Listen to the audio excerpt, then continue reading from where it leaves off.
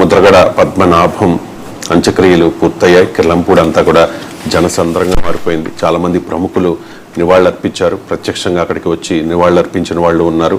అలాగే ట్వీట్స్ ద్వారా, సామాజిక మాధ్యమాల ద్వారా చాలామంది, అంటే ఆంధ్రప్రదేశ్ ముఖ్యమంత్రి చంద్రబాబు నాయుడుతో పాటు పవన్ కళ్యాణ్, లోకేష్, పవన్ కళ్యాణ్ ఒక ప్రకటన చేశారు, లోకేష్ ఒక ట్వీట్ చేశారు, జగన్మోహన్ రెడ్డి ట్వీట్ చేశారు, అండ్ అక్కడికి వచ్చి పాడి కూడా మోసిన పరిస్థితి. సో కిర్లంపూడి అంతా కూడా జనసంద్రంగా మారిపోయింది. ఒక మొత్తం అంతా కూడా విషాదం అలముకున్న పరిస్థితి. ఆయన అంటే ప్రజెంట్ ఆయన ఏ పోస్టులోనూ లేరు, అయినా కూడా ఇంత మంది నివాళులర్పించడం అనేది ఇక్కడ మనం గమనించాల్సిన అంశం. ఈ అంశం మీద మాట్లాడదాం. చాలా ఇష్యూస్ తెర మీదకి వచ్చాయి. అసలు ముద్రగడ ఏం చెప్పారు చనిపోయే ముందు కుటుంబ సభ్యులకి, అండ్ ముద్రగడ పోరాట పటిమ ఎలా ఉంది, అండ్ ముద్రగడ కుమార్తె అక్కడికి వచ్చారు, కనీసం చూసే అవకాశం ఇవ్వలేదు, అసలు ఏం జరిగింది, అండ్ పవన్ కళ్యాణ్ ట్వీట్ చేయలేదు, ఆయన ఏం రెస్పాండ్ అవ్వలేదు అంటూ ఉన్నారు. మరి ఎందుకు రెస్పాండ్ అవ్వలేదు? వీటన్నిటి మీద మాట్లాడదాం. 99 TV chief editor and senior journalist Satish గారు మనతో ఉన్నారు. సతీష్ గారు నమస్తే. రైట్, నమస్తే అండి. చాలా విషాదకరమైన వాతావరణం. నిన్న సాయంత్రం ముద్రగడ మరణించారన్న తెలిసిన ఆ క్షణం నుంచి మొత్తం 2 తెలుగు రాష్ట్రాలు ఒక రకంగా శోకసంద్రంలో మునిగిపోయాయి. గతంలో మనం చూసాం వైఎస్ రాజశేఖర రెడ్డి, తర్వాత ఎన్టీ రామారావు, ఇట్లా కొందరు కీలక నేతలు, అంటే పార్టీలకు అతీతంగా ప్రజలకు దగ్గరైన నేతలు, ఉద్యమ స్ఫూర్తిని, సంక్షేమ స్ఫూర్తిని కనబరిచిన నేతలు ఒక్కసారిగా లేరు అన్నది కొందరు జీర్ణించుకోలేరు. అలాగే ముద్రగడ పద్మనాభం కూడా ఒక కాపు ఉద్యమ నేతగా కొంత ముద్ర వేశారు, కానీ ఆయన ఒక విభిన్న శైలి గల రాజకీయ నాయకుడు. ఎందుకంటే కాపు ఉద్యమంలో చాలా కీలక పాత్ర పోషించారు. కాపులను బీసీలో చేర్చాలన్న దాన్ని ఒక ఉద్యమ పందా కల్పించారు.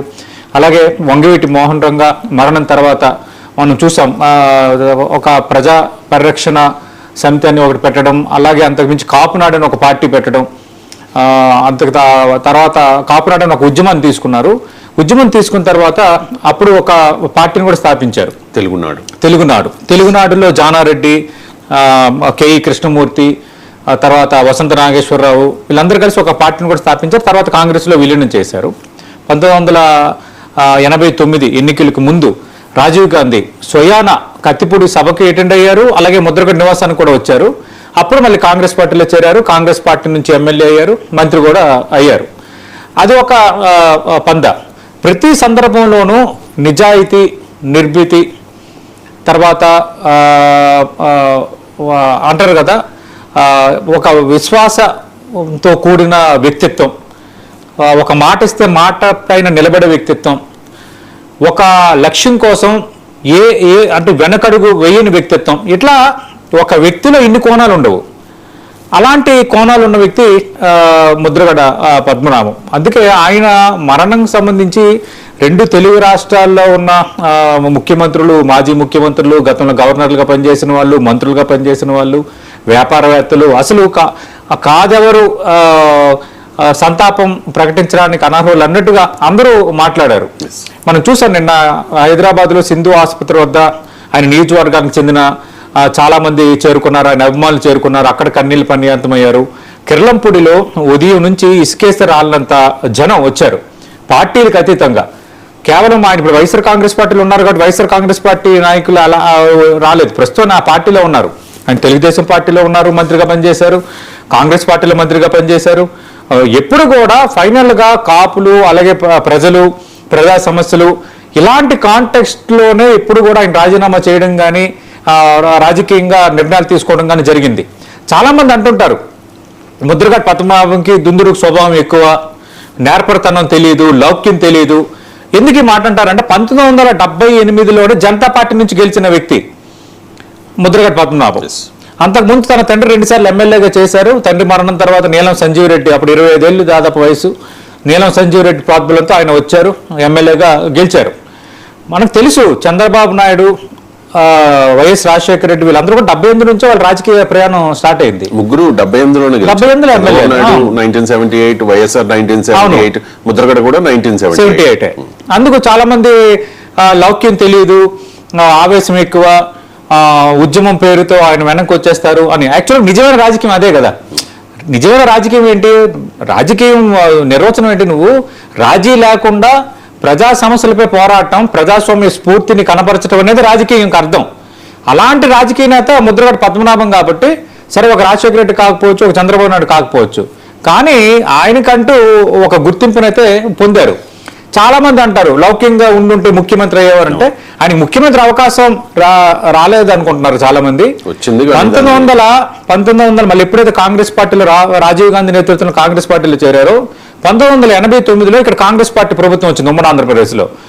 1989 నుంచి 94 వరకు ఉమ్మడి ఆంధ్రప్రదేశ్లో ప్రభుత్వం ఉంటే అప్పుడు కూడా ముగ్గురు ముఖ్యమంత్రులు మారారు. ఫస్ట్ చెన్నారెడ్డి 89లో ఫస్ట్ ముఖ్యమంత్రి అయిన తర్వాత, ఆ తర్వాత మనం చూస్తే నేదురుమల్లి జనార్దన్ రెడ్డి ముఖ్యమంత్రిగా పనిచేశారు. ఆ తర్వాత కోట్ల విజయభాస్కర్ రెడ్డి ముఖ్యమంత్రిగా పనిచేశారు. 89 నుంచి 94 మధ్య ముగ్గురు ముఖ్యమంత్రులు పనిచేసినప్పుడు ప్రతి సందర్భంలోనూ ముద్రగడ పద్మనాభం పేరు వినిపిస్తూనే ఉంది ముఖ్యమంత్రి పదవికి. అదే ఇప్పుడు అంటారు కదా, కొన్ని పార్టీలు కొందరు సొత్తు అన్నట్టుగా కాంగ్రెస్ పార్టీలో కొంత రెడ్ల కొంత వాళ్ళ ఇది నడిచేది అప్పట్లో, వాళ్ళ హవా నడిచేది. అప్పట్లో కూడా చాలా చర్చ వచ్చేది. ఇప్పుడు మర్రి చెన్నారెడ్డి తర్వాత నేదురుమల్లి జనార్దన్ రెడ్డిని చెయ్యాలి అనుకున్న నేపథ్యంలో ముద్రగడ పద్మనాభం కూడా ఒక రకంగా పోటీలో ఉన్నారు. ముద్రగడ పద్మనాభం వర్సెస్ నేదురుమల్లి జనార్దన్ రెడ్డి, వీళ్ళలో ఎవరో ఒకరు ముఖ్యమంత్రి అవుతారన్నది అప్పుడు విపరీతమైన టాక్. కానీ ఏంటంటే కాపులకు సంబంధించి శివశంకర్ లాంటి ఒక కీలక నేత, అంతకు మించి గొప్పగా చెప్పుకోదగ్గ నేతలు, కలిసి వచ్చే నేతలు, తెర వెనుక రాజకీయం చేసి మన నాయకుడిని ముఖ్యమంత్రి చేసుకుందాము అన్న ఆ స్ఫూర్తిని కనబరిచే నేతలు కొంత స్వల్పంగా ఉండేవారు. సరే హరిరామ్ జోగయ్య, తర్వాత వసంత నాగేశ్వరరావు, అంతకుముందు మనం చూస్తే నేను ఇందాక ప్రస్తావించినట్టు శివశంకర్, వీళ్ళందరూ కొన్ని ప్రయత్నాలు చేసినప్పుడు కూడా అక్కడ అది కుదరలేదు, ఆ ఈక్వేషన్స్ కుదరలేదు. అలాగే కోట్ల విజయభాస్కర్ రెడ్డిని ముఖ్యమంత్రి చేసినప్పుడు కూడా ముద్రగడ పేరు బలంగా వచ్చింది. ఎందుకు? 89 ఎన్నికల్లో కాంగ్రెస్ పార్టీ అధికారంలో రావడానికి కారణం అంతకు ముందున్న తెలుగుదేశం పార్టీ ప్రభుత్వంపై వ్యతిరేకత కాదు. వంగవీటి మోహన్ రంగా మరణం తర్వాత మొత్తం రాష్ట్రంలో పరిస్థితి మారిపోయింది. దీని వెనుక కుట్ర ఉంది అన్న ఒక కాంటెస్ట్లో మొత్తం ప్రజలంతా తిరగబడ్డారు. మొత్తం బీసీలు, కాపులు ఇదంతా ఒక వర్గంగా అయిపోయిన నేపథ్యం. దాని ఇంపాక్ట్ 89 ఎన్నికల్లో తెలుగుదేశం పార్టీపై పడింది. అంటే తెలుగుదేశం పార్టీ నుంచి 89లో కాంగ్రెస్ పార్టీ అధికారంలో రావడానికి ప్రధాన ప్రాతిపదిక వంగవీటి మోహన్ రంగ హత్య. ఆ తర్వాత తదనంతర పరిణామాలు, తర్వాత కాపునాడు అంటూ కార్యక్రమాలు నిర్వహించడం, ఇవన్నీ కూడా పరిణామ క్రమంలో వచ్చేవి. అలాంటప్పుడు ఒక కాపు నాయకుడికి ముఖ్యమంత్రి కాంగ్రెస్ పార్టీ చేస్తుంటే అది వేరేగా ఉండేది. కానీ అప్పుడు కూడా ఇంకా అదే థీరీని వాళ్ళు కంటిన్యూ చేశారు. చివరి వరకు అవకాశాలు రావటం, మళ్ళీ వెనక్కి రావటం అంతా అయిపోయింది. ఆ తర్వాత పరిణామాల క్రమంలో ఆయన కాంగ్రెస్ పార్టీ నుంచి బయటకు వచ్చేశారు. మళ్ళీ 99లో కాకినాడ నుంచి తెలుగుదేశం పార్టీ నుంచి ఆయన ఎంపీగా గెలిచారు. మళ్ళీ పాత తెలుగుదేశం పార్టీకి వచ్చారు. అలా అలా పరిణామ క్రమం కంటిన్యూ అయింది. మనం చూస్తే కాపు ఉద్యమం సంబంధించి కాపు కార్పొరేషన్ నిధులు విషయం కానీ, బీసీల్లో చేర్చాలన్న విషయంలో కానీ ఆయన తుది కంట వరకు పోరాడుతున్న ఏకైక నేత. మిగతా వాళ్ళందరూ కూడా కాగితం పులులే, మిగతా వాళ్ళందరూ కూడా పేపర్ టైగర్లే. కాపు రిజర్వేషన్ కోసం మేము పోరాడతామని ఒక పెద్ద ర్యాలీ తీస్తాడు, మరొకరేమో ఒక సభ పెడతాడు, ఒక రౌండ్ టేబుల్ అంటాడు, అంతే. ఆ 2 రోజుల కార్యక్రమమే. కానీ అతను ఎమ్మెల్యే అయినప్పటి నుంచి కాపుల్లో అందరూ ఆర్థికంగా బలంగా లేరు, కాపుల్లో అన్ని రకాల వర్గాలు ఉన్నాయి, కాపులకి ఖచ్చితంగా బీసీల్లో చేర్చాలి, బీసీల్లో చేర్చడానికి అన్ని